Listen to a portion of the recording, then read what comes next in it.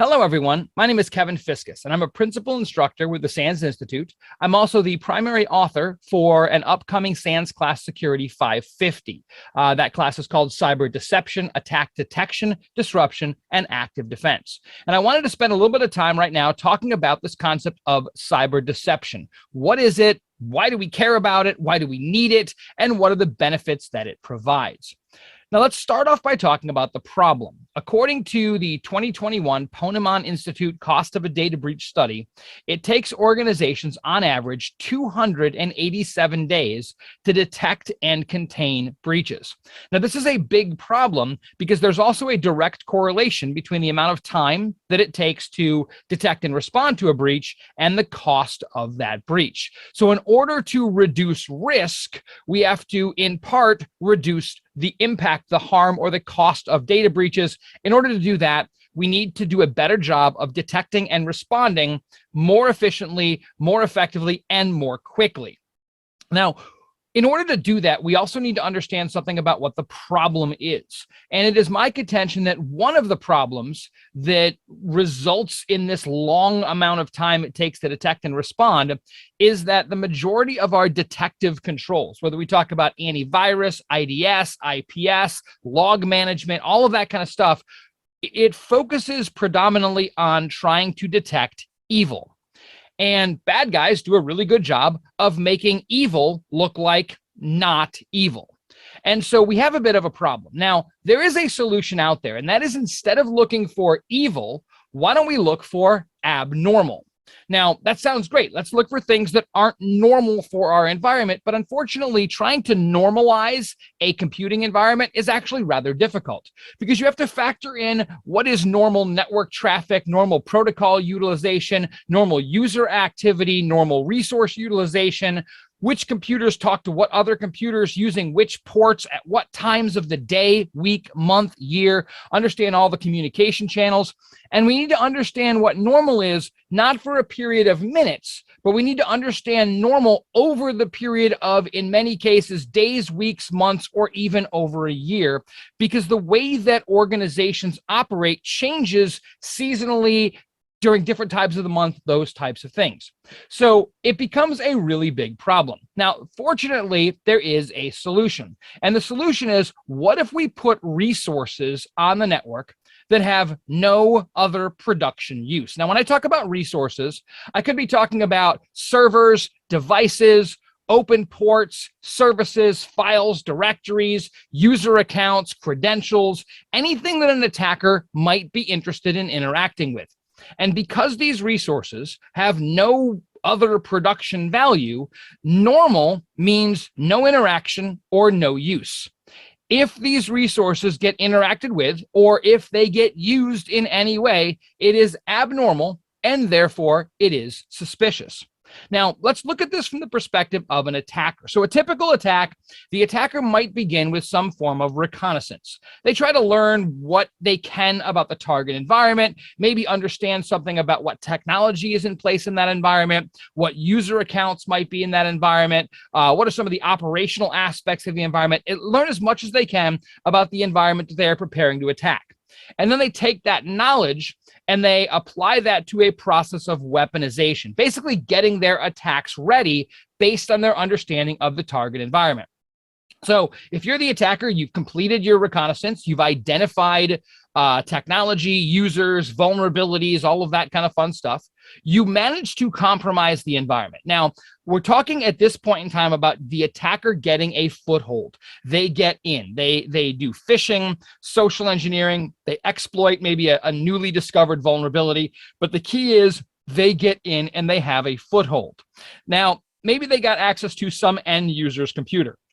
Well, the attacker typically doesn't want to stop there. What they want to do is they want to move throughout the environment, either move deeper into the environment or move laterally throughout the segment of the environment that they're already in. So the question then becomes, well, how does the attacker do that? And there are a lot of different approaches that attackers can take depending upon how stealthy they want to be, if they're concerned about being noisy, how sophisticated they are. So for example, if I'm an attacker and I get a foothold in your environment, one thing that I could do is I could scan your network. I could do port scanning. I could do vulnerability scanning. I could do ping sweeps, those types of things. I could just go look at what's out there. Now, that's going to be typically fairly noisy, but it does happen. Another thing that I could do is I could capture network traffic, right? Look at who's talking to whom, look at ARP requests and replies, any kind of broadcast, multicast traffic, or maybe even execute some attacks against the switching infrastructure, ARP cache poisoning, spanning tree, things like that, so I can get access to even more network traffic. So my goal is to figure out who's talking to whom and then potentially use that to identify additional targets. Now, yet another option is what I typically call situational awareness. I'm an attacker and I'm on a computer. Well, what is that computer's view of the target environment, right? I can go look at things like ARP cache. I can look at DNS cache. Are there any map drives? Are there any inbound or outbound established connections that are already there? Can I take advantage of trust relationships? Any of those things could definitely apply as we go through, as the attacker is trying to move throughout the environment. Now, the reason why I'm bringing all this up, and in the context of this cyber deception stuff that we're talking about, is once the attacker gets that foothold and they start scanning, capturing network traffic, looking at situational awareness type of information, the fact of the matter is they have no way of knowing the difference between the real production resources that are on the network and these fake, deceptive, or what are often called notional resources. So if I'm an attacker, I just see a bunch of live IP addresses. I see a bunch of open ports. I might see some vulnerabilities. I see some network traffic, all of that stuff I'm looking at, but I cannot tell the difference between what's real and what's not real. And the reason why this is huge is because now, because we have these deceptive resources on our network, if the attacker interacts with a single deceptive resource, we get an alert and we know that they're on our network. And that's super awesome, right? So let's talk a little bit about what some of the benefits of this approach are. First of all, at the sort of foundational level, you end up with what is effectively a high fidelity, low noise detection solution. If an attacker interacts or uses a deceptive resource, an alert is generated. There's no reason that any normal traffic would interact with that resource. So you've got an alert that is actionable and you can go respond to that. So high fidelity, low noise attack detection. Now, let's take it a step further. After we've detected the attacker, if that attacker is simply interacting with our fake deceptional resources, then we don't need to kick them off our network right at this point in time. What we could do is we could watch them. We could look at what they do, what tools they use, how they interact with the environment. Effectively, we can collect a whole bunch of really actionable threat intelligence and or attack attribution information. So we can understand what attackers do and potentially even identify who the attackers are. And because they're interacting with non-production sort of fake resources, they're not going to do us any harm as long as we keep an eye on them. And then it goes even further than that, because we end up with even an additional set of benefits that we can get with deception. So we talked before about the aspect of the attacker doing reconnaissance. Well, what if during their reconnaissance, the technology that they learned about, the users that they learned about were planted there intentionally, but they're fake? In other words, we can change the perception of the attacker before they even send a single packet at our environment in anger, if you will, which is really, really, really awesome stuff. Another sort of ultimate benefit of deception is this aspect of active attacker engagement. If I have the ability to accurately, quickly, and reliably detect an attacker on my network, and I can watch what the attacker does on my network, the next thing that I can do is I can manipulate my environment to cause the attacker to behave in any way that I want. I can feed them false information. I can feed them true information. I can redirect them to other hosts. I can do all of these different kind of cool things. So all of these things are possible when we start implementing deception. Now, this actually has even further benefits that aren't maybe a direct result of deception.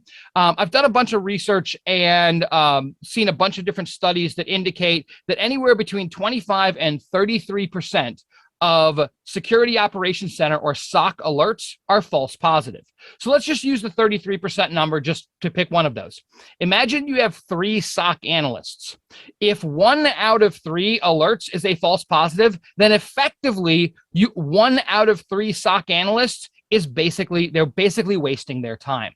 Now, if we introduce a higher fidelity, low noise detection solution, then that 1 out of 3 SOC analysts doesn't need to spend their time reviewing those false positives. So we could reallocate those resources. Now, where and how can we reallocate them? Well, I want you to consider this. Today, the overwhelming majority of our security controls pit static technology against a human being. The attacker is a human being, and we stick technology in front of the attacker. So we put firewalls, we put IDS, we put IPS, we put SIM, we put NAC, we put whatever, right? We antivirus. We put this technology. Now I call it static technology because it doesn't think. The technology that we put in front of the attacker does what it does, and it doesn't do what it doesn't do. So all the attacker needs to do is identify the gaps in coverage. They need to find the pathways through our network that don't trigger alerts or don't get blocked. But if we now can take 1 out of 3 or 1 out of 4 of our SOC analysts and then convert them over to active incident responders. What I'm talking about there is once we detect the bad guy in the network, these folks can now actively engage the attacker.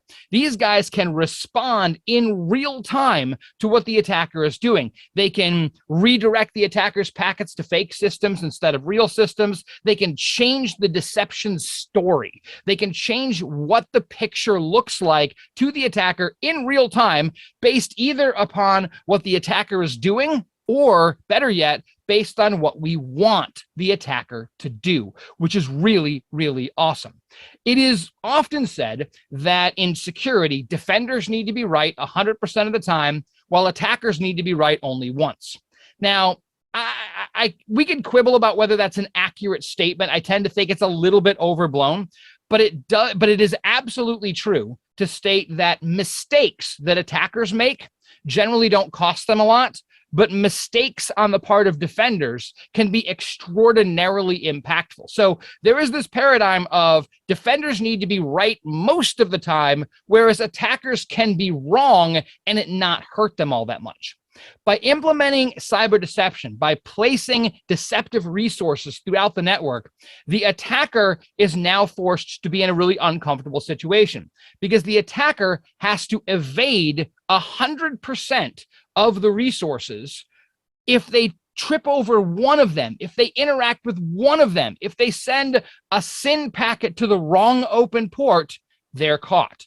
So what we really do is we create a situation where attackers now, once they gain a foothold in our network, attackers need to be right 100% of the time, whereas we as defenders only need to be right once. We have completely changed the paradigm in terms of who has the advantage, which is really, really awesome stuff. Now, I have been asked from time to time, well, Kevin, great, this sounds awesome, but what if there's a mistake in our deception? What if the attacker detects that they are being deceived? And my answer to that is, it's not ideal, but it doesn't end the benefit. Because if you're an attacker and you detect that an environment is using deception against you, you really only have 3 things that you can do. One of those is just continue on as normal, and you're going to get caught most likely. The other is you can leave, right? All right, this environment is too difficult for me to interact with. I'm going to go find an easier target, and that's a win. And then the last thing that you could do is, let's say you're a sophisticated and determined attacker, right? You realize deception is there, and you realize that if you look really carefully, you may be able to find little nuanced differences between real systems and fake systems. So you slow down your attack significantly, and you pay very careful attention as you start baby stepping through the network. Well, effectively what that means is that the attacker is going to take a lot more time to cause harm, which gives us additional time to catch them, to determine that they're there. And it still, the fact remains that even that careful attacker, if they interact with the wrong resource, they get caught. And again, this is a game changer. This is how I mentioned at the very beginning of this that attackers seem to have the advantage. Well, this is how we take back that advantage. Now, if this all sounds interesting to you, please take a look at SANS Security 550, Cyber Deception, Attack Detection, Disruption, and Active Response. In this class, you're not only going to learn, you're going to learn what deception is, you're going to learn how to implement it, but you're also going to learn how to think deceptively. There are lots of deception technologies on the market today. You can go buy them, and they're all really good. I'm not discounting them. They are fantastic solutions. Heck, you can even implement deception using built-in operating system functionality if you so chose to do so. It's not so much about the technology. It's about understanding how to plan the deception appropriately, understanding what the attackers do, understanding what we want the attackers to do, and understanding how we can manipulate the attackers by feeding them deceptive information. And that's what the class is all about. It's going to give you the right mindset, the right thought process, as well as supporting technologies and concepts and all those types of things. So I really hope to see you. We're launching this class very shortly, depending upon when you're looking at this. It may already be live.